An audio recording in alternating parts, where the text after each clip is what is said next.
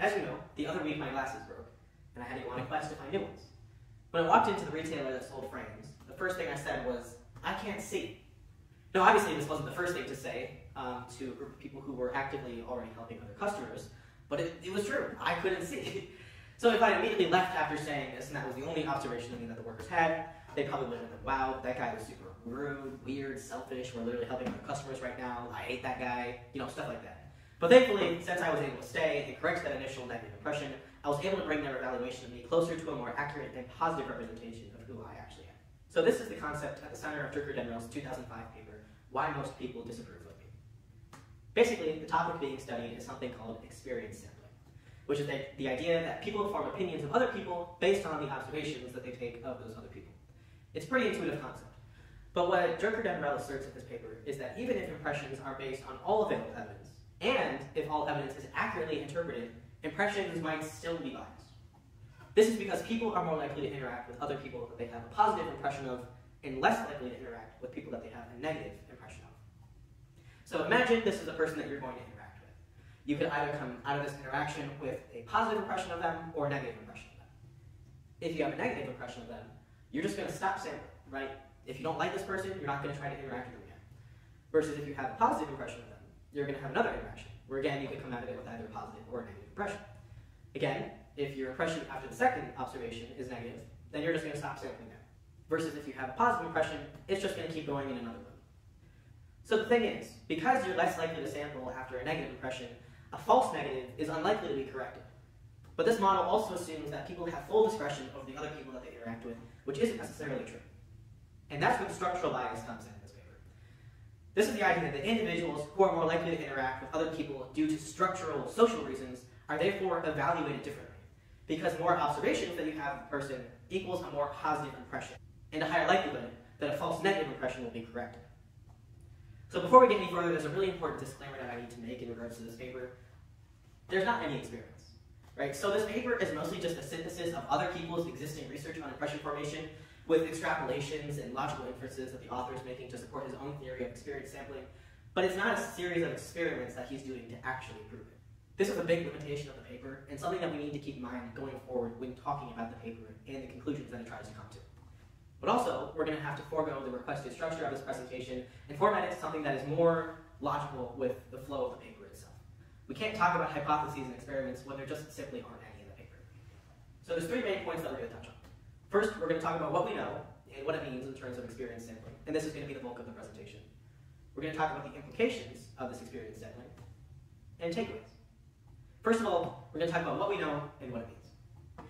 So historically, research on impression formation has attributed it to systematic biases. And the theory of experience sampling doesn't mean to replace these theories, but rather to complement them as a reason that these biases persist. So basically what we already talked about is that false negative initial impressions are unlikely to be corrected because you're not going to go in and sample again. However, false positive initial impressions therefore lead to further sampling, which can disconfirm the initial false positive impression. But even if impressions are accurately based on all possible observations, impressions could still be biased because inherently you have to decide to go and look for that information. More samples means a more accurate impression, because then your estimate of the other person's behavior will be closer to their actual mean valence of behavior. So imagine that a person's behavior is normally distributed. So your first observation of this person is negative. Relative to the rest of their behavior, though, it's a big outlier. So say you sample again, it's still pretty negative, but again, still not representative of their behavior as a whole. So theoretically, with this negative impression of a person, you could decide to just stop sampling there. Versus if you had continued sampling, you would get a distribution of observations that is more indicative of the person themselves and centered around this actual mean of 0, who the person actually is. But things aren't always perfect, because not all information is gathered. And of the information that you gather, you're not necessarily interpreting it correctly. Because how much and what type of information people search for is inherently based on their current valence of the impression. You know, that sounds really similar to another concept that we've kind of touched on before, but anyway. The positive behaviors that a person exhibits and your impression of those positive behaviors therefore lead to more testing, because you're going to want to engage with them more. Whereas negative behaviors are assumed to be more stable and diagnostic than positive behaviors, and are therefore, when forming an impression, given a larger weight in your mind. So this model illustrates the circular nature of impression updating.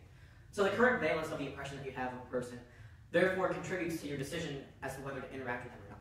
If you have a negative impression of them, you're probably not going to interact with them further, and your impression is just going to stay stable.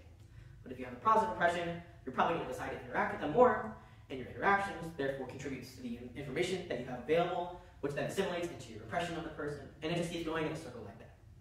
So this means that if a person has full discretion over who they interact with, then the available information they have in order to form that impression won't be exogenous, which is imposed on or given to the individual.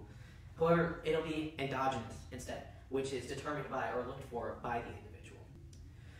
So the valence of the current impression that you have of a person determines not just how much information you look for, what kind of information you look for, and how you process the information, but also whether that information is going to be available at all. And so, because your history of sampling observations of a person influences your likelihood of pursuing more information in the future, the bias is produced. So this is the model of belief revision that Dr. Denrell introduces in his paper, where we predict what the subsequent impression of an individual will be. Time period t is the present, and then t plus 1 is whatever time period follows after. So if your current impression is sufficiently negative, then your current impression will be your subsequent impression out as well, because there's no information that's being given to you that's going to change that impression because you're not choosing a sample. However, if your previous impression is sufficiently positive, then that previous impression serves as an anchor for the new impression. It's multiplied by a fraction b, or 1 minus b, which serves as the weight, or how important that previous impression is to your new impression. And then your next observation is also multiplied by its own weight. And then those two factors are combined to create the next impression of the person. So this is one simulation in the paper of a belief revision based off of the previous model. So initially it starts at 0, it's a neutral estimate or impression of a person. There are a few initial positive impressions. However, a few random negative observations therefore turns the impression very concretely negative. Because again, going back to what we said before, if you have a negative impression of a person, you're not going to want to re-return and sample more just to disprove that. So it became sufficiently negative, and so this person decided not to sample again. Remember back to the normal distribution, where theoretically a person's behavior is centered around 0, half of it being negative, half of it being positive. So then, theoretically, many impressions of a person should be distributed normally around 0. However, after 5 million simulations, this isn't necessarily the case. So the dotted line here is the normal distribution, and the solid line is the distribution of actual impressions of a person. So we can see that it's centered very heavily on the negative side, because, again, false negatives aren't going to be disproven, versus false positives are going to be disproven. So we see, on average, a more negative evaluation, with people being able to decide to stop sampling after their impression is sufficiently negative. We also have a model that predicts how likely a person is to choose to sample again. This variable still reflects the current impression that you have of the other person. S serves as a sensitivity parameter, kind of similar to the weight variable in the previous model, that determines how much impact your current impression has on the likelihood of you choosing to sample again. And then C serves as a baseline probability of sampling, where regardless of what your current valence is of the other individual, how likely you are to interact with them again. But what if people don't get to choose who they interact with, right? In the real world, there's a lot of situations where you kind of have to interact with other people out of necessity, and not necessarily completely because you want to. So in the real world, people don't always get full discretion over who they interact with.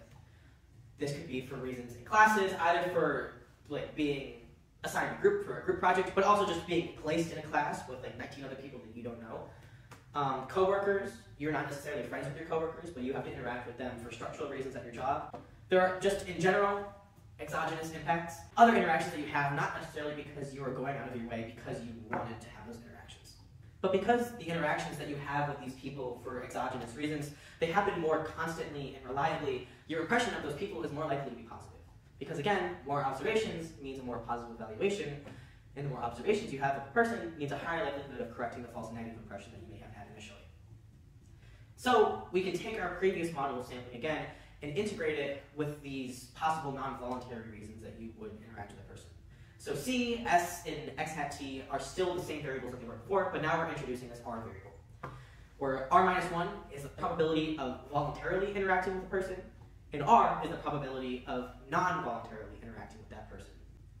There's only no bias in your sampling if R equals 1, and you interact with that person completely for exogenous reasons, and sampling would always happen regardless of your opinions on the person. So we can see here, as R goes up, and there are more exogenous reasons for you to interact with a person, your average estimate of that person, or your average impression of them after multiple interactions, also goes up. This also means that there are some ways that interactions can compensate for your actual abilities. So since more interactions means higher evaluation, and more contact means more interactions, the more social contacts that you have, the higher evaluation that they will have of you. So then there's a systematic difference here in evaluations between the people that you're more and less likely to interact with. It's important to note that this goes both ways. If you have a lot of people that you interact with, and if you interact with them a lot, you are more likely to evaluate them higher. But also, if people interact with you a lot, others are more likely to evaluate you higher. It's reciprocal in that way. So for example, take these two people. The first one has an ability of 0, that one being neutral, like 0 as in the normal distribution. But their R factor is 0.8. So they will interact with other people for many exogenous reasons. Versus the other person, their ability is at 0.03, so higher than the first person, but R is 0. So they interact with people for completely endogenous reasons, never for exogenous reasons. So even though their ability is different, because this first person interacts with more people, their evaluations are going to be roughly equal. However, if we change this first person to make the difference in abilities a little bit less, but R is still the same, the more well-connected person is going to, on average, be rated higher than the person who actually has better abilities, simply based off of those increased social connections. The magnitude of the bias also depends by person and by context. The bias is going to be bigger if the sensitivity parameter is bigger, and your likelihood of sampling again hinges more on how positive or negative your previous observation was, or if B is large. Because if you place a lot of importance on how positive or negative you anticipate your next interaction to be with that person, if it's negative, then if you place a lot of weight on that, you're probably not going to want to interact again. Also, negative observations and positive observations could have different weights for different people. If you place more weight on the negative observations that you have of a person, then that means more bias because less sampling. But if positive observations have a bigger weight in your mind, then there's less bias because you are more likely to go in and resample again. Also, what we've talked about so far has assumed that the distribution of behavior is centered around 0, which isn't necessarily true for all people. If a person's behavior is centered around less than 0, then there's going to be more bias because it's more likely that you'll have a negative observation and not sample again. And in tandem, if the observation is centered around something greater than 0, then there's less bias because you're going to be more likely to sample again. You can also have a change in impression without gaining any new information, such as due to memory decay, time in between observations, stuff like that. And this can weaken the magnitude of the sampling bias because if you had a very negative observation, it can dull a little bit to become less negative, but it doesn't completely eliminate the bias. There's also the recency effect, but studies have found that there is a recency effect at play, but it doesn't really quantify how much.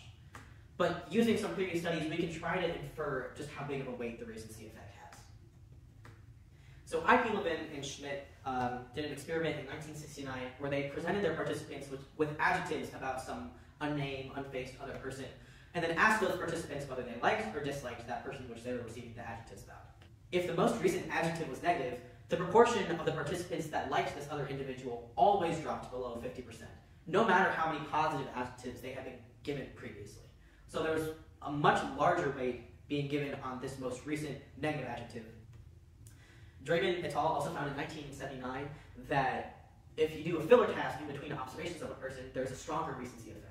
And this is indicative of real life, where usually you don't interact, and then not interact. Usually you interact with a person, then maybe a few days go in between, you interact with them again. So this is more reflective of real life and how spacing of interaction goes. It's also important to not discount the effect of the primacy effect. This includes any kind of prior expectations that you have going into an interaction. This includes confirmation bias, self-fulfilling prophecies, stereotypes, the stuff that we kind of already mentioned. Which these things can introduce more bias overall, but then weaken the sampling bias because there's more variables at play. We also know that people are more sensitive to information that violates their expectations. So if they have an observation that is substantially different from their current expectation, that could then be higher weighted. Kind of similar to the primacy effect, the initial impression that you have of a person is basically foundational to all your future interactions with them. So this was really the only thing close to an experiment that the author did in this paper. He distributed a questionnaire to 109 different undergraduate students, which basically said that before the lecture, of course, you briefly talk to another student taking that class, Based on your first impression, you believe that a certain percent of students you met on campus are friendlier than this student. Would you choose to initiate a brief hallway conversation, sit next to the student when you arrive in class early, or invite them out for coffee? With all the questions, answers being binary without a yes or no. The percentage in these questionnaires vary between 84%, 69%, 50%, 34%, and 16% to represent the normal distribution. We can see here that there's clearly a relationship between how positive your initial impression was and how likely you are to initiate another interaction with that person. But the really interesting here is how our sensitivity parameters and baseline probabilities are impacted by each of these three scenarios. So we can see here that between our three scenarios, our sensitivity parameter went up every time, and our baseline probability went down. So this means that when a continued interaction requires more effort, they're overall less probable. That's what the C going down indicates. However, the likelihood of sampling is also more sensitive to the initial impression that you have of that person. So you may be wondering, well, we've talked a lot about this bias and how it's pretty prominent in all aspects of our lives. I mean, we talk to people all the time, but is there a way to correct the bias? Well, maybe. I mean, it's kind of difficult to correct for the bias because it's kind of an instinctive behavior. It's natural, and people just aren't aware of it. Because why would they think about that? If I don't like a person, I'm not going to interact with them. It's pretty straightforward. And even if you are aware of the bias, it's difficult to intuitively correct for it because then you'd be going contrary to all of your natural instincts. This is also really the only practical way of sampling. Why would we waste time talking to a person that we already feel like we have a good idea that we don't like to talk to them? And our goal of having an accurate impression of someone has to be balanced against our goal of having productive conversations that are beneficial to us and just, in general, don't waste our time. Now we're going to talk about the implications of all this. And there's 5 main categories that we're going to go over. Outgroups, performance evaluations, proximity, attractiveness, and trust. So regarding attitudes toward outgroups, there's a lot of research that has been done on this. However, they've generally been focused on other sources of bias, including stereotypes, generalizations, and illusory correlations. But again, just like with these other biases, experience sampling doesn't mean to replace those theories, but rather to complement them. And if anything, they can actually reinforce other biases by leading people to not challenge them. So we know that your impression of a group is based on your previous experiences with other people of that group. And your probability of future interactions with people in the group is impacted by your current impressions by people in the group. This should sound very familiar to something that we've already talked about. But the place where experience sampling comes in is that, say, this is your group, where the blue is the out-group and the red is the in-group. Proportionally, you are much more likely to interact with the in-group than the out-group, simply because there are many more people of the in-group present. And as we know, more interaction means a higher evaluation. And the smaller the out-group, the less likely, proportionally, you're going to interact with them, and the stronger the negativity bias that the in-group has towards the out-group. And so, off that same line of reasoning, the minority opinion of the majority, or the out-group's opinion of the in-group, is more favorable or accurate than vice versa. But the one place where we don't see this is if there's a strong prejudice between the in-group and the out-group. Now shifting gears to how experience sampling has to do with the workplace, again, most research has focused on cognitive biases, in addition to a lot of social factors that impact who gets what jobs, promotions, etc. But experience sampling has 4 conditions in order to emerge as a big factor. The first one is that your impression of a person has to be influenced by the observations through personal encounters. It doesn't necessarily have to be talking about more personal topics, it just doesn't have to be strictly work-focused. Actual encounters where a personality can come through. Second, the probability of your future interactions with that person has to be influenced by your current impression. This is basically just a way of saying that there are opportunities for you to choose to interact with this person. And this is a bigger factor, especially for members of management, because they have more discretion over who they interact with, more so than the lower level employees. So the assignments that managers give to their subordinates really depend on their current impressions of the abilities of those subordinates. Third criteria is that the evaluators, being the managers, whoever is deciding the job assignments, whoever's deciding the promotions, they have to sometimes socially interact with the people that they evaluate. It's similar to the criteria of having personal interactions, except this is now going beyond the magnitude of just having work interactions where your personality can come through. And we know that people who are personality-wise similar, share interests, or share social identities are therefore more likely to socially interact. And lastly, those social interactions have to provide some kind of information about the other person that can therefore influence your impression of them. Because we also know that you're more likely to work with someone if they have a poor performance if you see them as a friend. It's similar to the example that we talked about earlier with how having higher social context can compensate for low ability. So logically, it stands to reason that for individuals who are socially similar to whoever's evaluating them, the negative impressions will be less stable and the evaluations will be higher. So for professional communities and fields where social contacts and networking are your main asset in paths to getting a promotion, evaluations are going to systematically be higher for socially similar people. So for example, we see systematic differences across men and women in academia, which is one field where social connection is everything. And so regardless of the presence of other cognitive biases, this bias is still present inherently due to just how we socially identify with other people. But again, it can still reinforce those other biases by leading people to not challenge them. So how do we solve that? Well, we've seen success in formalizing the interactions between supervisors and subordinates. And we see that there's more women in managerial positions in firms that have more formalized interaction practices between bosses and their subordinates. So essentially, in order to correct for this bias, bosses and the people under them shouldn't be friends. We also know that proximity has a really big impact on who you're friends with, who you like. This is due to multiple different heuristics, such as availability, just people who are near to you are easier to be friends with because you don't have to make as much effort to connect with them. Mere exposure, people that you're simply around, you're bound to like more simply because you were around them.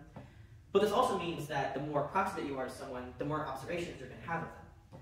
And so therefore, a false negative impression of a nearby person is more likely to be corrected than a false negative impression of someone who's further away. And so connecting this back to what we were talking about in regards to structural bias in the workplace, performance ratings we know are negatively correlated with the spatial distance between the supervisor and the subordinate. In regards to physical attractiveness, we know that people who are perceived by others to be physically attractive are therefore viewed in a more positive light. We know that they're paid more attention, less likely to be avoided, and more likely to be popular. This is amongst both members of the opposite and the same sex. And so, because of all these findings that we already know, we can also infer that people are more willing to engage with other individuals that they perceive to be physically attractive. So therefore, appearance can compensate for other traits that are perceived to be more negative. And so therefore, false negative impressions for those traits are more likely to be disconfirmed. So take two people. There's three aspects that we look at here: if they're attractive, if they seem competent, and if they are competent. So the first person maybe is not conventionally attractive. They don't seem competent, but they are competent. The second person is attractive. They don't seem competent, but they are competent. So because you're less likely to interact with this first person who isn't attractive, that false negative impression of them being incompetent is going to persist. However, because you are likely to interact with the physically attractive person, it's likely that that false negative is going to be disconfirmed. And the broader implication of this is that there can be false correlations that can be drawn between attractiveness and other positive traits simply because the false negatives are going to be disconfirmed. Lastly, in regards to trust, we know that on average, people underestimate the trustworthiness of others. People are, in general, more trustworthy than we anticipate them to be.